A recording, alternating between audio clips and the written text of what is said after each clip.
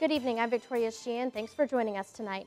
On March 7, 1965, thousands gathered at the Brown Chapel AME Church to begin a march from Selma to Montgomery.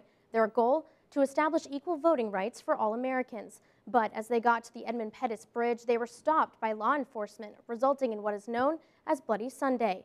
Today, people gathered to remember that historic event. The march prompted Congress to pass the Voting Rights Act, which opens southern polling places to millions of African Americans. Civil rights leaders from all over the country were in Selma showing their support for equal rights. In attendance, Jesse Jackson, Reverend Al Sharpton, Martin Luther King III, and even Vice President Joe Biden. Although that march wasn't successful in traveling to Montgomery, Biden says we should be proud of their accomplishments. You lost the battle that day, but you won the war. Yeah. And in the process, you did something that can never be changed. You won the hearts and minds of your fellow citizens all across America. Today, thousands once again gathered at the foot of the Edmund Pettus Bridge to reenact the march. WVUA's Daniel Sparkman was in Selma today and spoke with one woman who was there then and now. Now 48 years after the Bloody Sunday March back in 1965, people are gathered here in Selma once again. But this year's rally includes Vice President Joe Biden and U.S. Attorney General Eric Holder. And the big topic this year, the Voting Rights Act constitutionality, now before the Supreme Court. He saw what happened here in Selma. He spoke to the Congress and convinced the Congress to pass the Voting Rights Act of 1965. And what happened here was an attempted march from Selma to Montgomery that ended as quickly as it began. 97-year-old Annie Cook Williams recalls what that day was like. Crossing the bridge. Was there when they were beating them and the horses were trampling them and they were running and everything. Oh yeah, I was right here. Williams says that those days were hard for many in the community. The other race seemingly had all of the power. We had nothing, and that makes a big difference, you know. When you have nothing, you're afraid, and you have to do whatever the races tell you to do. And I don't know, it was terrible. But in the years since the march in 1965, Williams says there is still room to grow. A lot of improvement to be made. We are not there yet. We are not there yet. We have to make lots of improvement on down the road. Yeah, it may come when I'm going on 10 or 15 years from now. I hope so. But right now, we got a long way to go. Those in attendance today say that they are happy with the direction that the country is going and hope for continued progress. In Selma, Daniel Sparkman, WVUA News. During his speech, Vice President Biden, who was an activist in his hometown, apologized that it took him 48 years to visit Selma. Well, some people heading to Selma today may have noticed huge plumes of smoke. The smoke belonged to flames that tore through 2,416 acres of land. Thankfully, it was a controlled burn at the Midline Road and Old Newey Hard Road in Perry County. According to Colleen Van Sant with the Alabama Forestry Commission, the burn is completely legal and is being done by the U.S. Forest Service. Van Sant says it is an accepted forest management practice, and there are several reasons why such a large controlled burn can be ordered, but it is not clear yet why the Forest Service scheduled this one. Healthcare costs in America are rising rapidly and could reach over $4 trillion annually within a decade. And filmmakers are challenging this issue right here in West Alabama. WVUA's Tara Rowe shows you how a showing of the movie Escape Fire is bringing attention to ways Americans can help change the healthcare system.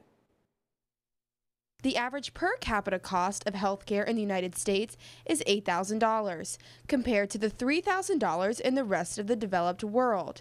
And the cost continues to rise. When you look at what the healthcare system is spending for the latest machines, that's just going to keep going up because there's always a new machine. And we believe that we can fix it with a machine or with a pill. The Centers for Disease Control and Prevention says much of the healthcare spending in the United States goes to treating preventable diseases like heart disease, diabetes, and cancers caused by obesity. And this is where you can help with the high cost of healthcare. We have to make some major changes both in individual behavior and in the way we work collectively as a society. So with a culture change, we can be healthier, and we can be healthier for less money than it's costing us now. The Institute for Medicine says 30% of healthcare costs in the United States is wasted and does not improve health. We don't have a healthcare system, we have a sick care system. Reporting in Tuscaloosa, Tara Rowe, WVUA News. Now, speaking of changes in healthcare, remarkable news is just breaking that a Mississippi child has been cured of HIV. What you're about to see now is a press conference of doctors at Johns Hopkins University. The baby was born to an HIV-positive mother. The infant was on antiretroviral drugs for 15 months. Then the mom took her off the medicine for about 8 to 10 months total. When they brought her back to the doctor around her second birthday, there were no signs of HIV. The doctors in Mississippi couldn't find it. They brought in other doctors who couldn't find it either. So what does this mean for other babies with HIV? According to Johns Hopkins, doctors say they should be able to replicate this treatment, and that today is a historic day in paving the way to eliminating HIV infection in children. An example of the impact AIDS and HIV have in the world was in West Alabama tonight in the form of a children's choir from Uganda. As of 2009, AIDS has orphaned nearly 14 million children in sub-Saharan Africa, according to UN-AIDS, but one Ugandan church is singing out against the statistic. The Watoto Choir visited several churches in West Alabama over the past week. Watoto is a care program in Africa that aims to help with the overwhelming number of orphaned children and vulnerable women in Uganda. The choir travels around the world to raise money for the program, and its singers are orphans themselves. Welcome back. Alabama motorists might soon have another reason to pull over. A new law is being considered by the state's legislature, saying Alabama's drivers would have to move over for garbage trucks as they currently are supposed to do for emergency vehicles. The bill, called Move Over Alabama, will be presented Wednesday to the House Public Safety and Homeland Security Committee.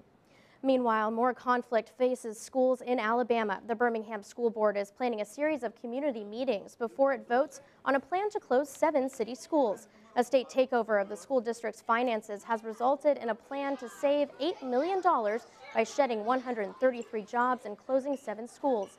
11 other schools would be reconfigured, and a proposal for 2 schools to teach grades 7 through 12 has already proven controversial. The school board plans to vote on the school closures and consolidations on March 12th. Beating a neurological disorder is no easy task, but Gadsden native Laura Dodd has done it. WVUA's Emily Forrester sat down with the local country singer/songwriter to talk about her life and career.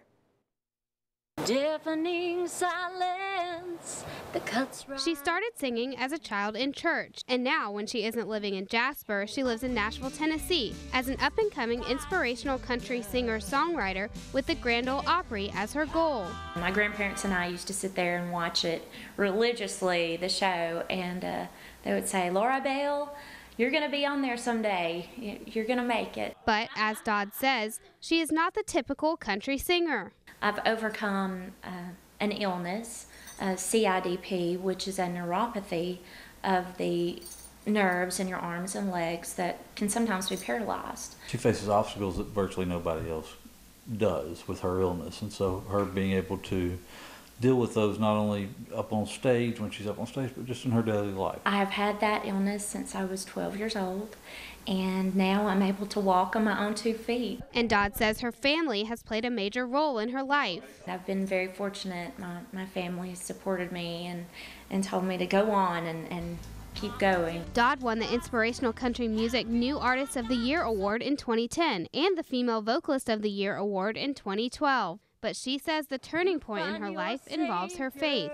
My life changed greatly when I decided not to hide my Christianity, when I decided to be an inspirational country music artist. I hope she's able just to reach people, just so that they hear her story and she's an inspiration to everybody. Reporting in Jasper, Emily Forrester, WVUA News. For more information on Laura Dodd or to buy her album, visit www.lauradodd.com.